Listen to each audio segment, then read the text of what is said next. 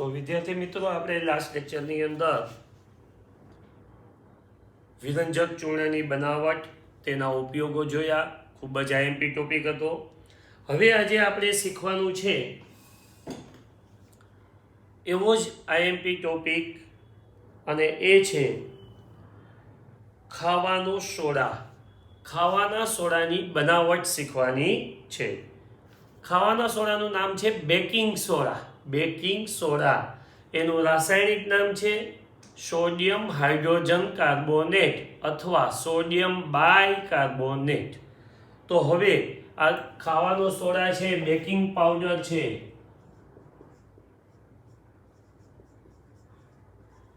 એને કહેવાય ખાવાનો સોડા.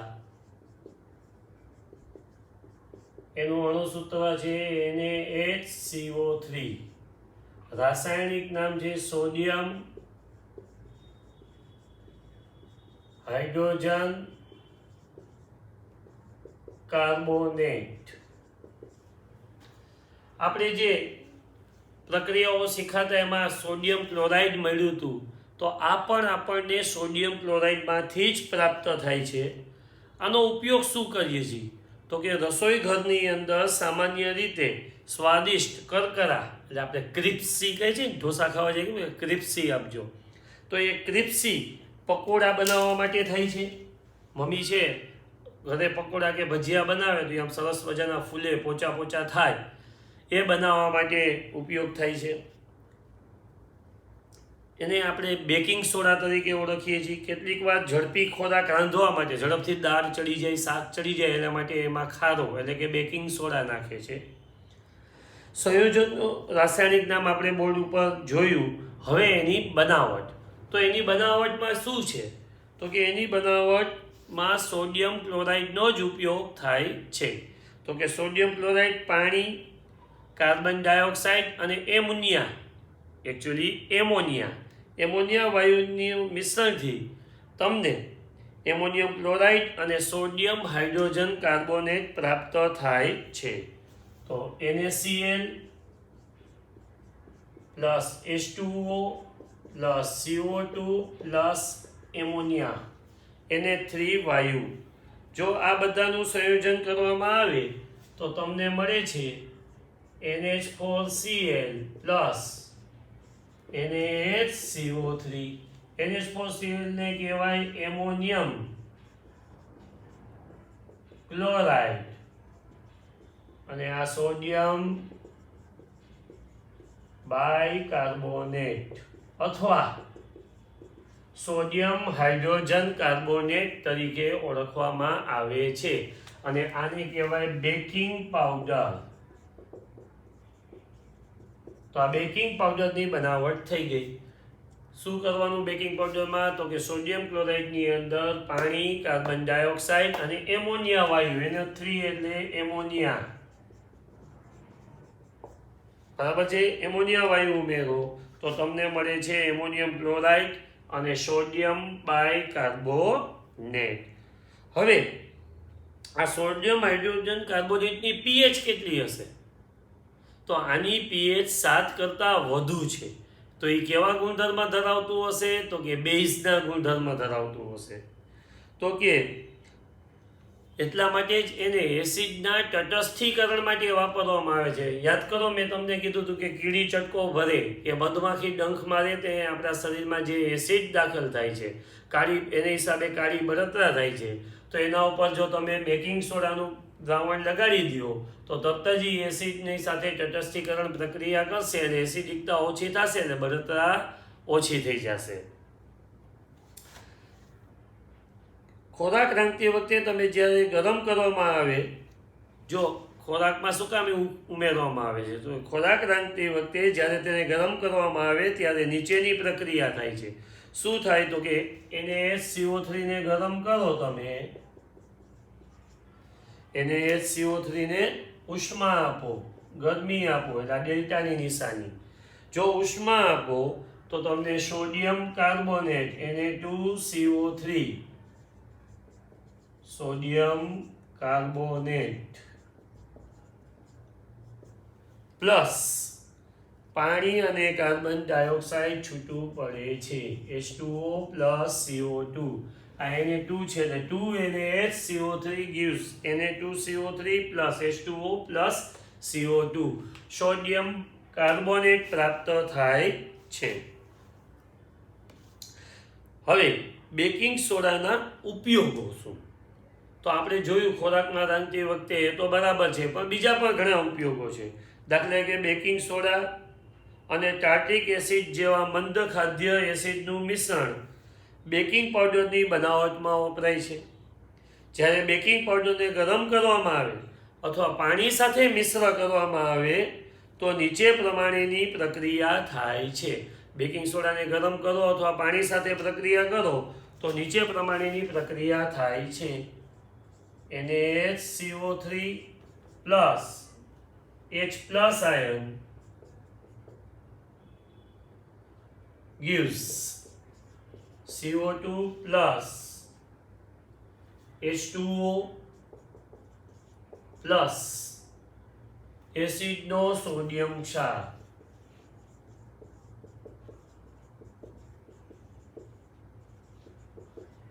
કારણ કે CH3COONA એ એસિટિક એસિડનો સોડિયમ ક્ષાર છે. ઇથાઇલ એસિટેટ તો એ એસિટિક એસિડનો સોડિયમ ક્ષાર છે. તો સોડિયમ બાયકાર્બોનેટની હાઇડ્રોજન વાયુ સાથે પ્રક્રિયા કરતા કાર્બન ડાયોક્સાઇડ પાણી અને એસિડનો સોડિયમ ક્ષાર પ્રાપ્ત થાય છે. આ પ્રક્રિયા દરમિયાન ઉત્પન્ન થતા કાર્બન ડાયોક્સાઇડને કારણે પાઉં જે પાઉં ખાય છે ને આપણે સરસ મજાના એ પોચા અને ફૂલેલા હોય છે. તો એ આ કાર્બન ડાયોક્સાઇડ વાયુને કારણે એ પાઉં છે એ કેવું થઈ જાય છે તો કે ફૂલે છે અને નરમ તેમજ પોચા બને છે. Sodium hydrogen carbonate anti acid એના બધી એન્ટાસિડ શબ્દ આવ્યો છે. એન્ટાસિડનો પણ એક ઘટક છે અને આલ્કલાઇન હોવાને કારણે તે પેટમાં રહેલા વધારાના એસિડને તટસ્થ કરી આપણને રાહત આપે છે. અને ત્રીજો ઉપયોગ તેનો ઉપયોગ સોડા એસિડ અગ્નિશામકમાં પણ કરવામાં આવે છે. સોડા એસિડ અગ્નિશામકમાં પણ એનો ઉપયોગ કરવામાં આવે છે. આ ખૂબ જ IMP ટોપિક હતો. હવે આવે છે ધોવાનો સોડા. ખાવાનો સોડા NaHCO3, ધોવાનો સોડા સોડિયમ કાર્બોનેટ ડેકાહાઇડ્રેટ. તો કે સાહેબ આ ડેકાહાઇડ્રેટ શું છે તો કે સોડિયમ કાર્બોનેટ.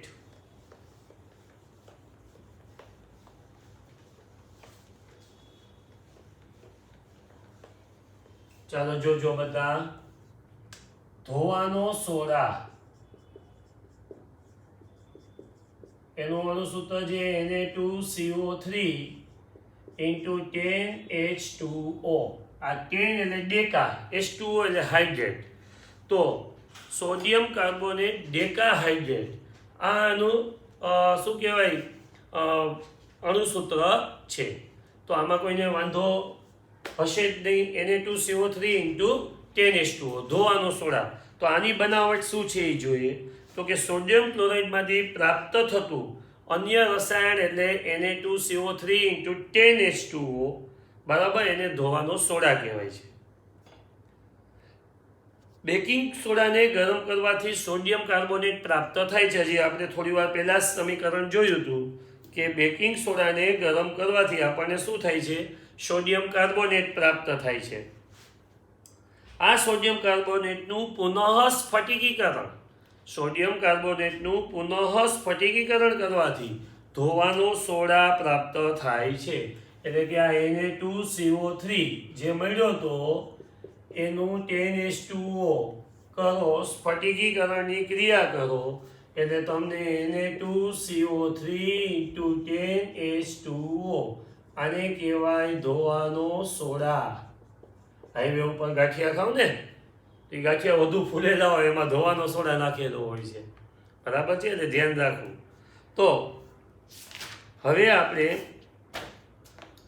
આ 10H2O શું દર્શાવે છે? પ્રશ્ન થાય ને કે સાહેબ આવું તો કોઈ દી જોયું નથી. આ 10H2O શું દર્શાવે છે? તો કે 10H2O છે તો કે Na2CO3 ને ભેજયુક્ત શું બનાવે છે કે નથી બનાવતું? આપણે આ પ્રશ્નનો ઉત્તર થોડી વાર પછી જોઈશું. સોડિયમ કાર્બોનેટ અને સોડિયમ હાઇડ્રોજન કાર્બોનેટ અનેક ઔદ્યોગિક પ્રક્રમો માટે ઉપયોગી છે. સોડિયમ કાર્બોનેટ એ ઉપયોગી, સોડિયમ બાયકાર્બોનેટ પણ એટલું ઉપયોગી છે. સોડિયમ કાર્બોનેટનો ઉપયોગ કાચની બનાવટમાં, સાબુની બનાવટમાં અને કાગળ ઉદ્યોગમાં થાય છે. તેનો ઉપયોગ બોરેક્સ જેવા સોડિયમ સંયોજનની બનાવટમાં પણ થાય છે. એનો ઉપયોગ બોરેક્સ જેવા સોડિયમ સંયોજનોની બનાવટમાં પણ ખૂબ જ ઉપયોગી છે. પછી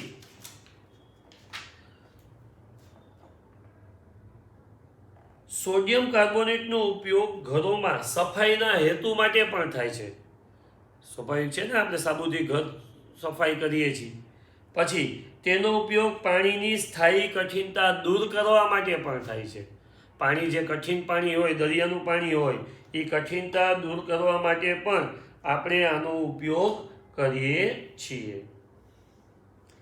હવે આગળ, શું ખરેખર ક્ષારના સ્ફટિક શુષ્ક હોય છે કે નહીં? હમણાં આપણે કીધું હતું કે આ 10H2O છે, તો એને હિસાબે શું Na2CO3 ભેજયુક્ત હોય છે કે નથી હોતો? બરાબર, આ 10H2O શું દર્શાવે છે? તો એ સમજીએ કે ખરેખર શું ક્ષારના સ્ફટિક શુષ્ક હોય છે. તો એના માટે આપણને એક સરસ મજાની પ્રવૃત્તિ આપી છે કે શુષ્ક ઉત્કલન નળીમાં કોપર સલ્ફેટના થોડા સ્ફટિક લેવાના, CuSO4 કોપર સલ્ફેટના થોડા સ્ફટિક લ્યો અને એને તમે ગરમ કરો. કોપર સલ્ફેટના સ્ફટિકને ગરમ કર્યા બાદ શું તેનો રંગ કેવો થાય છે? શું તમને ઉત્કલન નળીમાં પાણીના ટીપા દેખાય છે? અને જો દેખાતા હોય તો એ ક્યાંથી આવે છે? પછી ગરમ કર્યા પછી કોપર સલ્ફેટના નમૂના પર પાણીના 2 થી 3 ટીપા પાછા ઉમેરો અને અવલોકન કરો કે કોપર સલ્ફેટનો ભૂરો રંગ જે ઓરિજિનલ ગયો તો એ પાછો આવે છે કે નથી આવતો. તો કે આપણે આ બધા પ્રશ્નોના ઉત્તર મેળવીએ.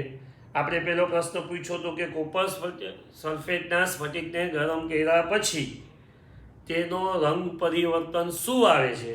તો કે તમે ગરમ કરો એટલે એ વાદળી રંગમાંથી સફેદ રંગમાં રૂપાંતર થશે. પછી તમને પાણીના ટીપા ઉત્કલન નળીમાં જોવા મળ્યા હતા, અને મળ્યા તો શું કામ? તો કે હા, જોવા મળ્યા. કોપર સલ્ફેટનો સ્ફટિક જળયુક્ત હોય છે. કોપર સલ્ફેટના સ્ફટિકનું સૂત્ર છે copper sulphate CuSO4 into 5H2O. આ કોપર સલ્ફેટનો સ્ફટિક છે, એ જળયુક્ત હોય છે. બરાબર છે. જો એને ગરમ કરવામાં આવે તો આ પાણીના અણુ છે એ શું થાય છે? દૂર થાય છે. તો એ પાણીના અણુ દૂર થાય તો એ કસનળી ઉપર તમને દેખાય છે. પછી ગરમ કર્યા પછી કોપર સલ્ફેટના નમૂના ઉપર આપણે પાણીના 2-3 ટીપા ઉમેરવાનું કીધું હતું. તો આ 2-3 ટીપા ઉમેરો તો શું સલ્ફેટનો જે કોપર સલ્ફેટનો ભૂરો સફેદ રંગ હતો, વાદળી રંગ હતો, એ પાછો આવી જાય છે? શું છે? તો કે હા, એ રંગ પાછો જો તમે એમાં પાણીના ટીપા ઉમેરો તો એનો ઓરિજિનલ જે રંગ હતો એ પાછો આવી જાય છે. તો હવે જોઈએ સ્ફટિક જળ શું છે, અને સ્ફટિક જળ જળવતા સ્ફટિકોના નામ પણ આપણે બીજા જોઈએ. તો કે સ્ફટિક જળ એક ક્ષારના સ્ફટિકમય સ્વરૂપના પ્રત્યેક સૂત્ર દીઠ રાસાયણિક રીતે જોડાયેલા પાણીના અણુની નિશ્ચિત સંખ્યા છે. કોપર સલ્ફેટ જોયું, CuSO4 into 5H2O, Na2CO3 into 10H2O. આ એના બધા શું છે? ઉદાહરણો છે. જે એક ઉદાહરણ આપણે જોઈએ તો FeSO4 into 7H2O, FeSO4 into 7H2O. આ બધા એના શું છે? ઉદાહરણ છે. પછી કેલ્શિયમ CaSO4 into 2H2O. આ પણ એનું સરસ મજાનું ઉદાહરણ છે.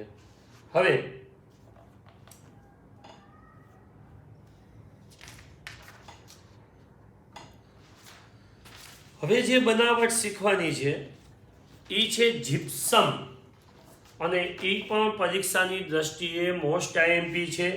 લાસ્ટ ટોપિક છે, પછી આપણે પ્રશ્નો જવાબ પણ થોડા જોવાના છે. તો પ્લાસ્ટર ઓફ પેરિસ, અન્ય એક સ્ફટિક જળ ધરાવતો ક્ષાર છે જીપ્સમ. તે સ્ફટિક જળ સ્વરૂપે પાણીના 2 અણુ ધરાવે છે. અમે લખ્યું CaSO4 એને કહેવાય જીપ્સમ. શું કહેવાય? જીપ્સમ. જો એ પાણી સ્ફટિક જળના કેટલા અણુ ધરાવે છે? 2 અણુ ધરાવે છે. તો હવે આના ઉપરથી જીપ્સમમાંથી એક સરસ મજાનું સંયોજન બને છે અને એ સંયોજનનું નામ છે પ્લાસ્ટર ઓફ પેરિસ. ચાલો બધા પેરિસની સેલગાએ જવાનું છે તો ધ્યાન આપો. Plaster of Paris. Plaster of પેરિસનો મતલબ એવો નથી કે પેરિસમાં જઈને પ્લાસ્ટર કરો એટલે એ પ્લાસ્ટર ઓફ પેરિસ કહેવાય. જુઓ, પ્લાસ્ટર ઓફ પેરિસ. તો આ પ્લાસ્ટર ઓફ પેરિસની બનાવટ કેવી રીતે થાય છે એ આપણે જોઈએ. તો કે જીપ્સમ. જીપ્સમનું અણુસૂત્ર CaSO4 જીપ્સમના અણુને 373 કેલ્વિન તાપમાને ગરમ કરતા તે પાણીના અણુ ગુમાવે છે અને કેલ્શિયમ સલ્ફેટ હેમીહાઇડ્રેટ. તો કે સાહેબ આ વળી શું? કેલ્શિયમ સલ્ફેટ, આ હેમી કોણ છે? કેલ્શિયમ સલ્ફેટ હેમીહાઇડ્રેટ બનાવે છે જેને પ્લાસ્ટર ઓફ પેરિસ કહે છે. તો બધા ખાસ ધ્યાન આપજો. CaSO4 કેટલા તાપમાને? 373 કેલ્વિન તાપમાને ગરમ કરતા. આમાં ડિગ્રી લખાય નહીં. 373 કેલ્વિન તાપમાને ગરમ કરતા એ શું કરે છે? તો કે એ પાણીના અણુનું શું કરે છે? ગુમાવે છે. પાણીના અણુ શું કરે છે? ગુમાવે છે. તો શું મળે છે એ જોઈએ. તો કે આપણને મળે છે CaSO4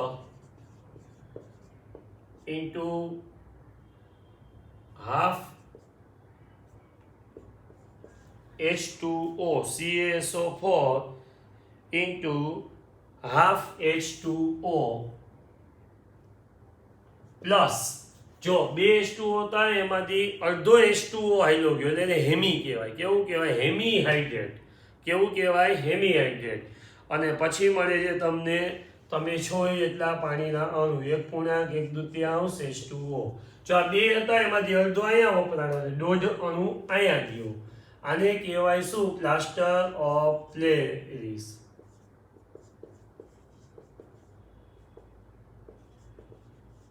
અને રાસાયણિક નામ શું? Calcium sulphate hemihydrate. Calcium sulphate હેમીહાઇડ્રેટ.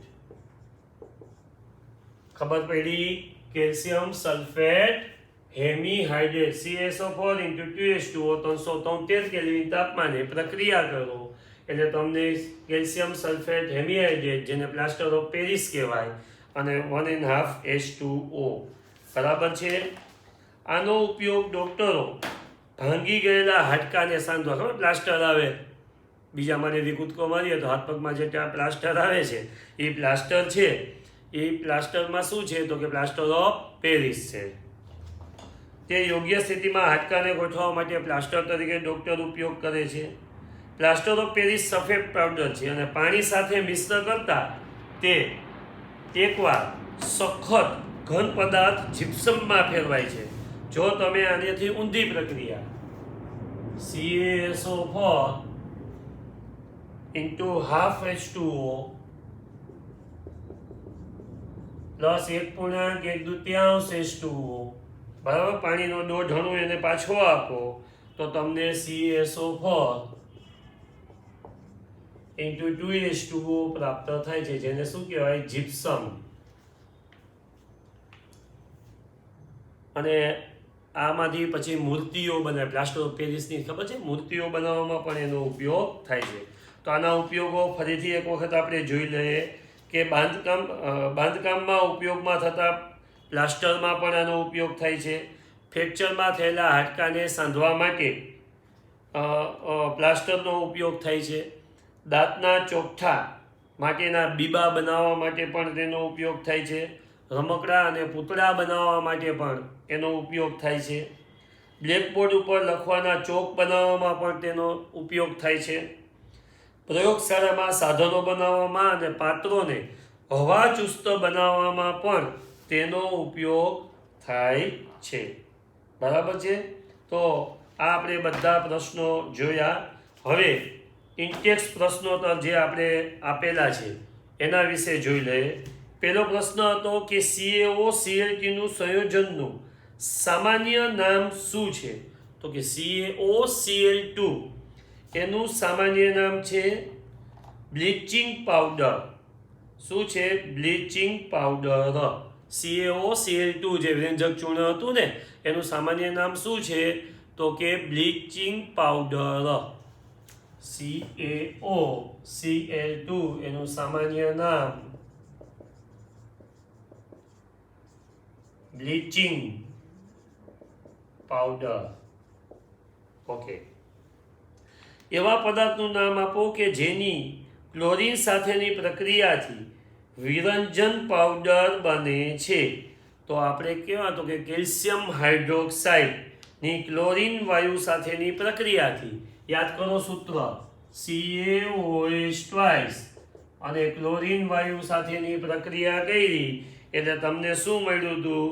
તો કે તમને મળ્યું હતું CaOCl2 પ્લસ H2, હાઇડ્રોજન વાયુ છૂટો પડ્યો હતો. પછીનો પ્રશ્ન, સખત પાણીને નરમ બનાવવા માટે ઉપયોગી સોડિયમના સંયોજનનું નામ આપો. તો એનું જવાબ આવશે સોડિયમ કાર્બોનેટ, Na2CO3, કઠિન પાણીને નરમ બનાવવા માટે. પછી સોડિયમ હાઇડ્રોજન કાર્બોનેટના દ્રાવણને ગરમ કરતા શું થશે અને તેની થતી પ્રક્રિયા માટેનું સમીકરણ દર્શાવો. તો આપણે બોર્ડ ઉપર દર્શાવેલું જ હતું, તમે વિડીયો રિવાઇઝ કરીને પણ જોઈ શકશો કે સોડિયમ બાયકાર્બોનેટ એટલે કે સોડિયમ હાઇડ્રોજન કાર્બોનેટને ગરમ કરતા શું મળતું હતું? તો યાદ કરો, NaCO3, સરસ મજાની ગરમી આપી એટલે Na2CO3, સોડિયમ કાર્બોનેટ પ્રાપ્ત થયો તો પ્લસ પાણી પ્રાપ્ત થયું હતું પ્લસ કાર્બન ડાયોક્સાઇડ. પાણી 2 છે એટલે ખાલી અહીંયા બગડો મૂકવો પડે એટલે સમીકરણ શું થઈ જાય? બેલેન્સ થઈ જશે. બરાબર છે. હવે આગળ, પ્લાસ્ટર ઓફ પેરિસ અને પાણી વચ્ચે થતી પ્રક્રિયાનું સમીકરણ દર્શાવો. તો હજી હમણાં જ બોર્ડ ઉપર દર્શાવ્યું હતું કે CaSO4 into half H2O plus 1.5 H2O gives CaSO4 into 2H2O. Is that clear? તો જે ઇન્ટરનલ પ્રશ્ન આપ્યા હતા એ પૂરા થયા. હવે આપણે સ્વાધ્યાયના પ્રશ્નોત્તર વિશે પણ ચર્ચા ઝડપથી કરી લઈએ કે ભાઈ એક દ્રાવણ, સ્વાધ્યાયના પ્રશ્ન છે એમાં ખાસ કરીને MCQ પ્રશ્નોની ચર્ચા કરી લઈ કે ભાઈ એક દ્રાવણ લાલ લિટમસ પેપરને ભૂરું બનાવે છે. લાલ લિટમસ પેપરને ભૂરું કોણ બનાવે? બેઝ, બેલાભૂ. તો તેની pH લગભગ કેટલી હશે? તો બેઝની pH કેટલી હોય છે? 7 કરતાં વધુ. તો તમારા ઓપ્શનમાં 7 કરતાં વધુ જવાબ શું છે? તો કે 10, એટલે જવાબ આવશે 10. બીજું, એક દ્રાવણ ઈંડાના પીસેલા કવચ સાથે પ્રક્રિયા કરી કોઈ વાયુ ઉત્પન્ન કરે છે જે ચૂનાના પાણીને દૂધિયા રંગનું બનાવે છે. તો આ દ્રાવણ કયું હશે? આ દ્રાવણ કયું હશે? NaCl, HCl, LiCl કે KCl? તો તમે યાદ કરો, HCl વાયુ આવે, ટેક્સ્ટ બુકમાં આપેલું જ છે, ચૂનાના પાણીને દૂધિયું બનાવે તો HCl. પછી 10 ml NaOH દ્રાવણનું 8 ml આપેલ HClના દ્રાવણ વડે સંપૂર્ણ તટસ્થીકરણ થાય છે. જો આપણે તે જ NaOHનું 20 ml દ્રાવણ લઈએ તો તેને તટસ્થ કરવા માટે HClના દ્રાવણ કે જે પહેલા હતું તેટલું જ દ્રાવણની જરૂરી માત્રા જણાવો. તો કેટલી આવશે એને દ્રાવણની જરૂરી માત્રા?